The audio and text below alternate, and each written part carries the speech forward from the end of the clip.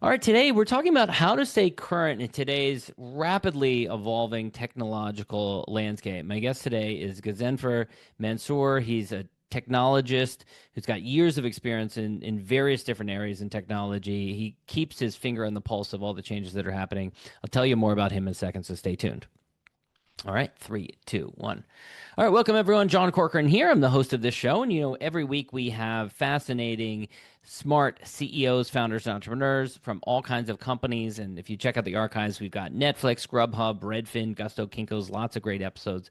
Check those out. And of course, this episode brought to you by Rise 25. At Rise 25, we help businesses to connect to and give to their dream relationships and partnerships. We do that by helping them to run their podcast. We are the easy button for any company to launch and run a podcast.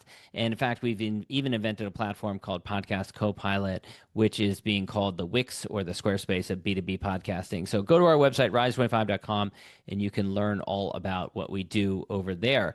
All right, my guest today is Ghazenfer Mansoor. He's the founder and CEO of Technology Rivers, which is a Virginia-based firm that's helping startups and healthcare organizations to build compliant AI-powered software using a rigorous product strategy approach. And he was originally born in Pakistan and relocated to the United States in 1999, largely in fact on his expertise in Java, which was a really emerging technology at the time. And there's a great lesson behind that about picking an emerging trend, a new technology, not yesterday's technology, but the next technology. And so if you can use that in your career, it can be extremely valuable for you. So, Ghazenfer, I'm really excited to have you here today. And so, first of all, we're going to get into talking about AI and sexy topics and stuff like that. But you said you were born to a poor family in Pakistan. Talk a little bit about what that upbringing was like, growing up in a poor family in Pakistan. Yeah, so thanks for having me on this show. Really excited. So yeah, growing up in poverty, obviously, you go through many challenges, and but that pushes you in terms of doing certain things. So, for example, you don't have the same money for buying lunch or getting that luxury that the people around you may have it. So, what do? You find ways to make money, and I started doing that by doing some tutoring. I was teaching other kids math. So I was good in math in my school. I was teaching math even uh, at the same level. And then in college, when I was doing math and statistic, I was teaching others math and statistic. So those were the other opportunities that I found because of being in a poor environment. So, and we all hear that like poverty pushes you towards, or when you don't have stuff, you will find ways to innovate. Yeah. How did you find your way then to computers? When, a lot of times poor families don't have the money to get access to computers.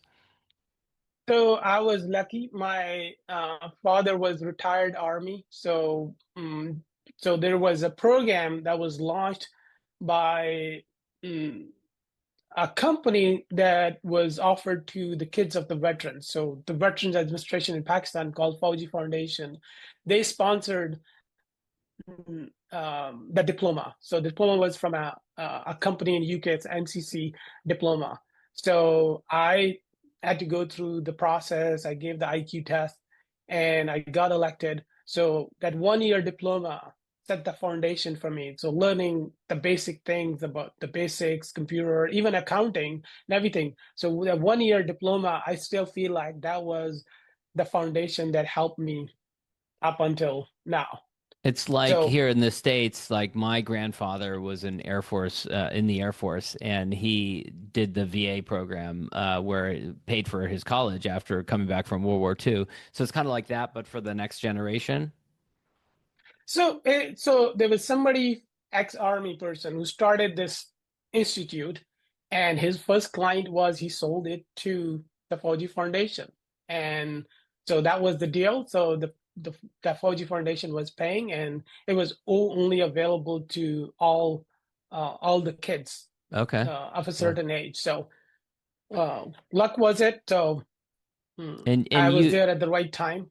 and you discovered that you had a knack for technology. You like technology, playing with computers and things like that, experimenting, building things on computers. Yeah, I always love new things. So whatever I'm doing, I feel like I want to learn this additional part. And computer was, I did see that in my school, but it was only limited to one, like very few people. Nobody knew how to. The school had computer, but only a couple of people could use it. There was no training. So looking at it, but then when I got this opportunity, that just opened up door for me. Yeah. So, and you actually, I don't know if this was the same program. You ended up getting your master's degree, and you decide to do your final program in Java, which was a new programming language at the time. Talk a little bit about that decision. Right. So right after the diploma, I started a job, and that's from there. I realized that in order to move up, I need to get a mm, degree because diploma is still like in those countries, diploma is still like degree is really important. So I signed up for a master's program. And at the end of the master's program, that was 98, we had to do the final project. Me and some of my friends, we said we want to do a project in a different language. Like obviously, we had option of COBOL, C++, C, and different. But a lot of people were doing. We wanted to do something. So Java was upcoming. We started reading about it. So well, this is going to be the market changer. So we learned Java. We did the final project in Java, And, and and that's some of the professors didn't even know Java. The professors that are most people creating didn't it. know. Like they didn't care. So our class was very motivated. Like they didn't even. So we pick up all those different projects that people didn't know. Like for example, a friend of mine, he did a Urdu browser. I did email server. I still remember. I still know the email protocols. I can open up the terminal and send an email right from the terminal now because I still remember the protocol, the SMTP and POP3 and IMAP protocols. So that was building that software in 98 using Java.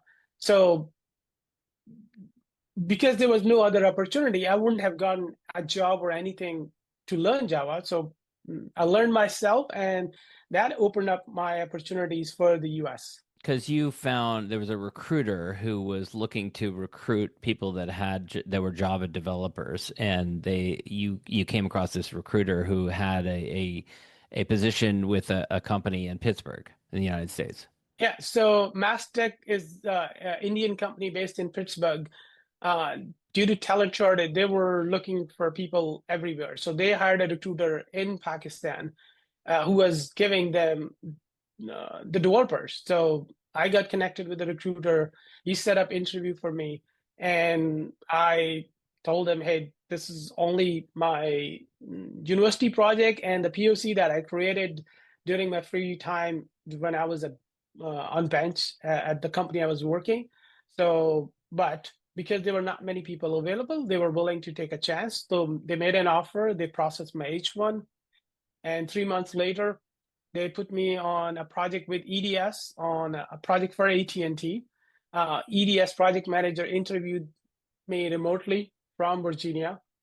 Um, After the interview, I was elected, and a week later, I was here in US, and my first project was in McLean, Virginia. Had you thought about this for a long time? Had you wanted to come to the United States, or was it just kind of like this opportunity presented itself? It's just the opportunity presented. Yeah. Um, I mean, I didn't want to go out like most people would go to Middle East and some other part of the world, and I was never fascinated about that. But US and West, like UK, were one of the countries that I had meant like if I get an opportunity, I'll go. It's not really just because of the money, but the innovation ahead of technology. So I wanted to come to US to compete and work with people that are doing the next generation of things. And is that what you found when you got to the States? You get to the States in '99, so we're talking like big. This is dot-com boom era. Right, right. That was right before the dot-com burst. Yeah, Uh, right, right. And AOL is a huge company in Virginia at the time. that's true. AOL, definitely. AOL, and there are so many. Yeah. Yes. Yeah. And so what were your impressions when you get to the States? So one of the comment that I always got from one of my mentor, was from my uncle. So he always tell me that you may be the best sports person, um, best of anything in your country, in your region, but the real competition comes when you go to Olympics. And he that resonated. And he said, when you go to America, that's where you would have that feeling compared to your country. And that's exactly what I saw. Like it's a huge market. There's so much stuff happening. It was mind blowing. So everything was new. So I was lucky that I got here and I got to work on those interesting, innovative projects, and uh, that opened the door, and the rest is history. And you ended up actually through your Java expertise, ended up getting some opportunities working in mobile app development, correct? And Yes. this also is in the early 2000s, so it's 7 years before the introduction of the iPhone. So pretty good timing because it's mobile's in a huge upswing during this period of time. In 2000, I got a job with a company called Noble Star in Reston, Virginia. So right after I joined, they got a project with a European telecom, wanted to build a wireless communities. Noble Star had an office in Finland as well. So that's how they got that project. So I was on that project. That's how I started learning mobile. Mobile at that time was WAP, flip phone, WAP, WML based. But that opened up opportunity. Noble Star saw that opportunity and they created a wireless accelerator group within Noble Star. Hmm. And later on, that spin off into a separate startup called DefiWire. And I was one of the early employees of that. So that's where we build the mobile platform. So that set the foundation of all the work that we're doing on the mobile.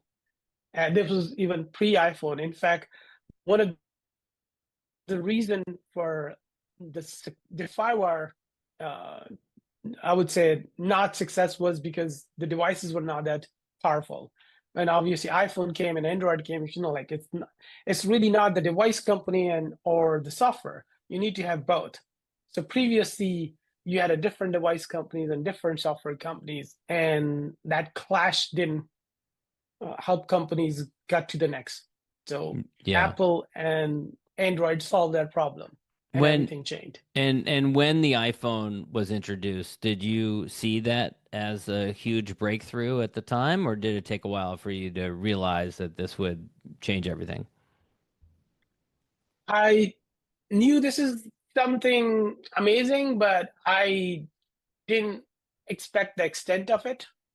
Now that we see everything is like at that time, obviously just the iPhone and iPod, and then gradually everything.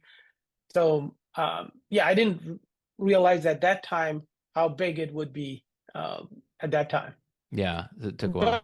But I continue to get more opportunities on the mobile space because of your prior. You know how if you do one thing, there are more likelihood that you will get more next work in the same space. Right, right. Um, and so you had done kind of side work or projects, kind of 1099 type of side projects and stuff like that. Tell us about HireWorks. This is a software, a company that you founded. This is around 2011. Where did that idea come from? So when I was doing side gigs, I got opportunities to do some consulting projects. As I was doing consulting, so I did for College Board, Washington Gas, Veterans Affairs, different places. I was doing consulting, mostly Java consulting.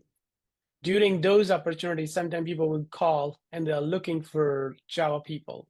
I'm not available, but I know people, and I started putting people on the projects, more of a staff augmentation work. And I started looking around the software that would be used to manage all that flow. This is probably They were Monster time period, or people are hiring through things like that. so yeah, Monster, Dice, those were the job boards, and then for on the tracking side, there were tools like Taleo that was acquired by Oracle later on. So yeah, so they were limited tools, and then whichever were available, they were either very specific or super expensive. So I thought this is an opportunity to get into that space. Got it. Okay. And so you run it for, it looks like about 3 years. How was that? What was that experience like? This is your first real, like, kind of startup, I guess. I was a real startup, and there was some lessons learned out of that. And one of the bigger lesson is to focus on one thing. So even though I had that startup, but I was still doing something there and there. And when you wake up every day and that's not your one focus, there are chances that you would lose some opportunities. So we built a really great product. We had customers, but we never went on our fundraising side. And that's where it's very difficult to run the SaaS businesses without raising money because SaaS eat a lot of money. Yeah. So quickly we got into a situation where we're running out of cash. Mm. And so looking back on it now, would you have raised money or do you think you should have? I should have, and uh, I would raise the money next time. Mm. So it's not really the money, but it's also the helps on a strategic uh, partnerships. Yeah. How does that lead into Technology Rivers, which you begin, I guess you had done Technology Rivers kind of side projects over the years, but eventually it becomes your full-time thing around 2015. Right. So my specialization is building product. I really love building product. So as I was exiting HireWorks, I was thinking, what do I do? Do I start another startup? Um, do I take a government contracting, which was very lucrative in this area, 9 to 5, not much work, good money, which I did like Veterans Affairs, EPA consulting before, so I could do that. I didn't enjoy that. This is the part I enjoy. So I wanted to build product. My younger one was 15 months old at that time. So I had a hard decision to make. If I'm getting into a startup, that means struggling financially probably for a few years, limited time. And by the time I'm out, my kids are out of the house, then that would be a lost opportunity. So that was the focus on the family part. That was the decision I made. Okay, I want to do something different. And that's when I decided, okay, maybe building product for others, maybe we don't own it, but I'll still be closer to the startup. So the decision between taking a consulting full time versus starting your own. So I decided to build a services business helping others build startups, products. So, and especially working in the DC area, I realized that a lot of government contracting, the focus is on T&M, keep building, never launch. Startups don't work like I've seen many startups failing like that. So focus on building the right thing the first time. So we decided like, okay, I'm gonna build a company that helps those startups. We stay closer to the startup. I enjoy the startup part. Yes, we don't own it, but helping them get those hurdles of building the product. And you specialize in healthcare now, I think among a couple other areas as well. Did you drill down into a few niches immediately, or did it take a little while for you to decide on that? So our second customer was health tech. That's how we got into it was a healthcare company in Baltimore. So mm, then like when you do one project Yep. through that referral, then we got one project where the startup off of Hopkins Innovation Center, and from there we learned HIPAA. So we did good work. The CTO referred us a few other projects. So then we started doing all HIPAA healthcare. So Mm. now like pretty much that's our focus, AI and healthcare. Yeah. And let's talk about AI a little bit because you must be like a kid in a candy store for someone who likes building things and who likes new technology and new things.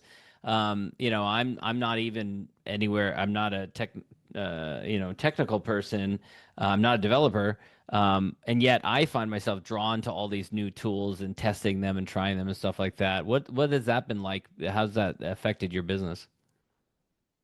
So AI has definitely changed almost, I would say, every business. So it's just that maybe from a different angle. software development is one of those businesses. We're taking it as like for us, it's not the AI is not really impacting, but creating, making us 10x, be more productive, and that's the goal we have set up for everybody in a company. We have a fixed amount allocated. Everybody can buy any AI tool to do research because we have a goal like everybody should be 10x. So we're leveraging AI heavily in our business. So we're using different tools to create different projects. So there were things that were done that would take months and years. Now that we're talking days and hours. Mm. So we have leveraging the vibe coding, different tools, whether it's creating a design, whether it's creating a test cases, whether it's doing a code quality. All of these things are helping how we were doing before. So everything is much faster now. Yeah. And is that in both like the prototyping? Is it in the building? Is it every element of it? I would say it's every element. It is more on the building side, but if you look at it, like every person who is in a company, they are using it in a different way. So, for example, marketing is using in one way. I use it different way. Developers are using to create code quickly. Some Hmm. are using for doing the research. Like, for example, we have I'll give you a few examples. So, for example, we created AI agent.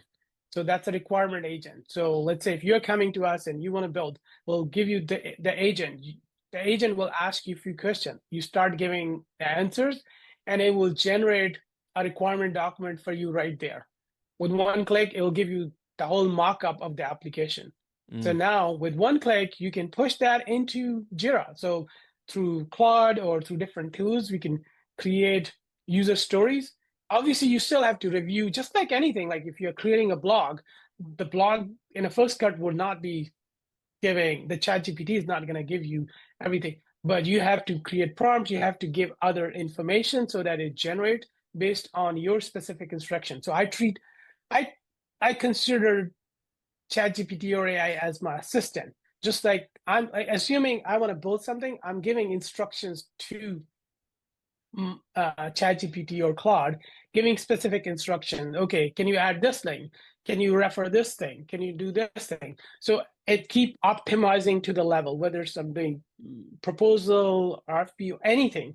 Yeah. So same is the case on the development side. So you keep giving those instructions. So uh, so what so I would say when we work on these, there'll be a difference. So for example, our UX person is doing more of initial POCs. Let's say there's a requirement comes and they'll create a quick mock-up of the application much faster than before. The developers are generating code, looking at the code quality, test cases, the testers are using the same to create unit tests faster. Um, and then let's say you have you have a requirement and you're creating a user stories. With one click, you can push those into your Jira. So all that time is saved because previously somebody would manually go build the Jira board, everything. Yes, you still have to review it, but now with these tools, we can do things much faster. Yeah, it's pretty amazing right now, all the changes that are happening. And I imagine you're using more sophisticated tools than I'm using as far as the technological stuff. But are there any tools that you are really excited about right now that you've been using recently more heavily than others? I'm still learning. Obviously, my team is a lot more techy, more knowledgeable on these, and I'm getting that knowledge from my team. Cloud Code is the one that we use a lot. Lovable is another one. Replit is my team's favorite for creating full end-to-end product. So these through like UX Pilot is another one for creating UX. Yeah. It's crazy. I think there was some stat about like ChatGPT was or OpenAI, the company was, reached $1 billion valuation or $100 billion valuation faster than any other company in history or something like that. And then you keep on hearing this about like Replit and Cursor and Lovable and some of these other like tools that are built because of OpenAI, now they're reaching higher valuations even faster than OpenAI did, and it's mind-boggling that the changes that are happening in real time. It's just truly incredible. Absolutely, no doubt. Like cursor, you mentioned, like I think every developer have cursor now. Without Yeah, cursor, you can't imagine building the yeah, code. yeah. It's a bit mind-boggling. Yeah, it's Yeah. exciting too. Even Yeah, go and ahead. even on the non-technical side, I think there is so much into how you use AI even for non-technical. So what we are doing in our company, every Wednesday, we have all hands.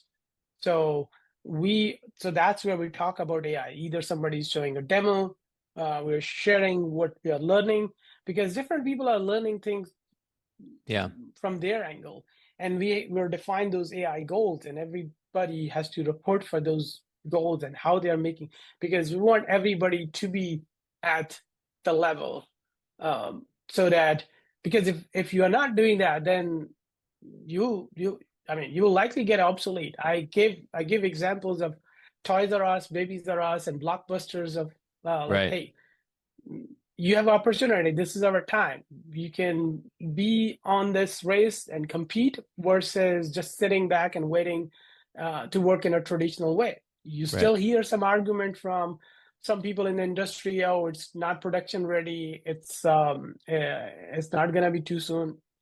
It's already here. Yeah, for sure. We Yeah. are generating production ready code, end-to-end application in a single day.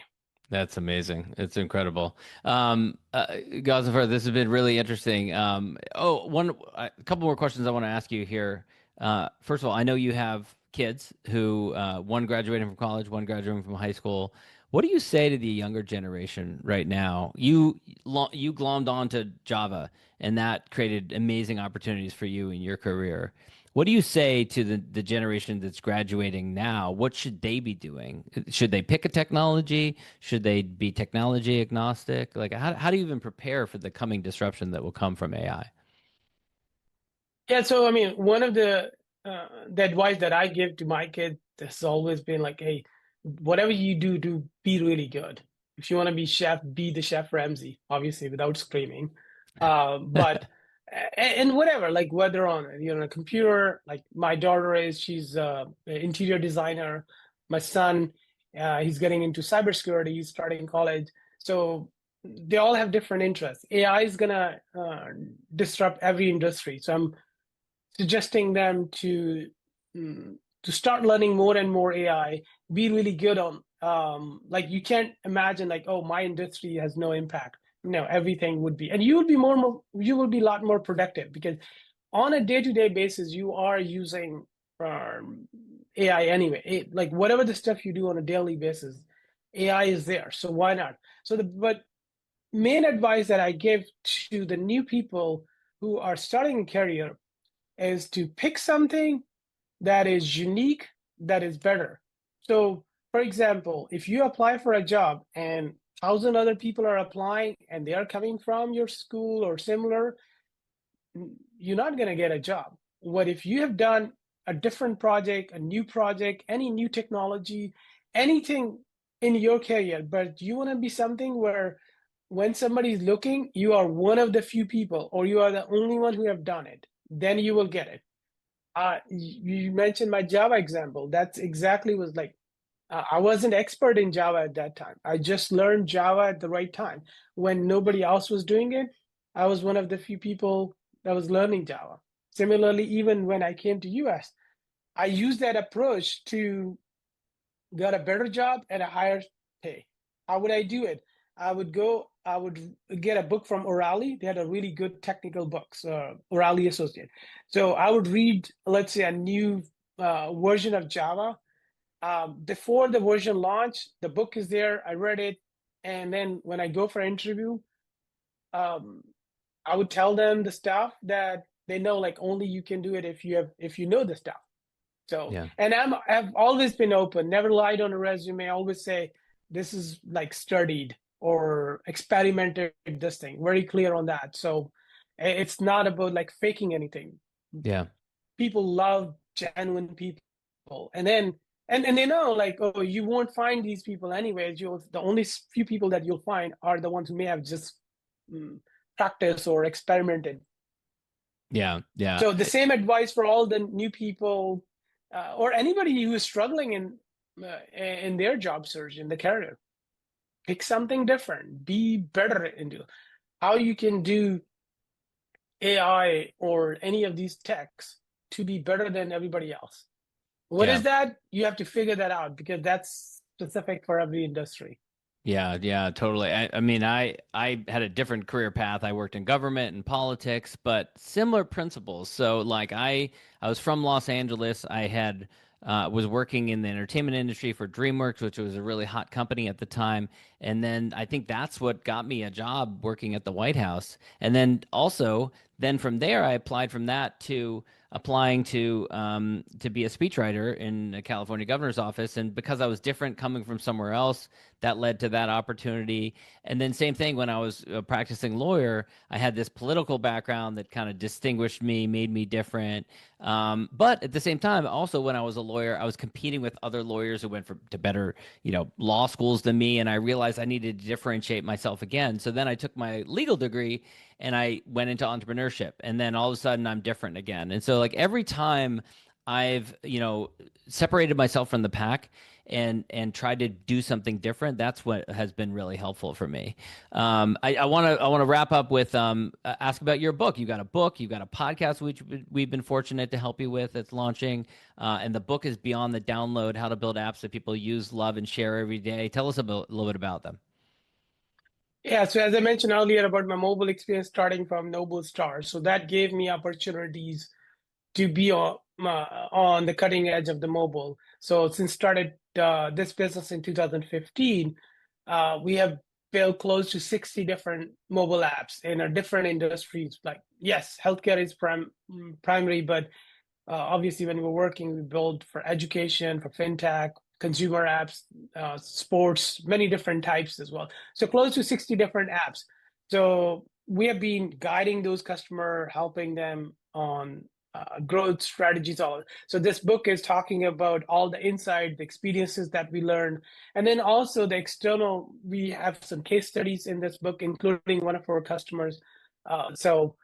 This book talks about 30 plus different strategies, how to build the app that people use, love, and share every day. Because it's easy to create an app nowadays, but it's very difficult to retain it on the people's phone. Yeah.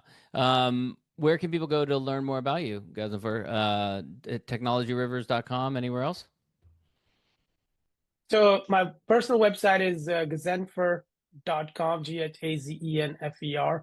So you can find out about my podcast, book, and everything, and about Technology Rivers. So you can find a link for Technology Rivers from there as well, or technologyrivers.com. Excellent. All right. Thanks so much. Thanks, John.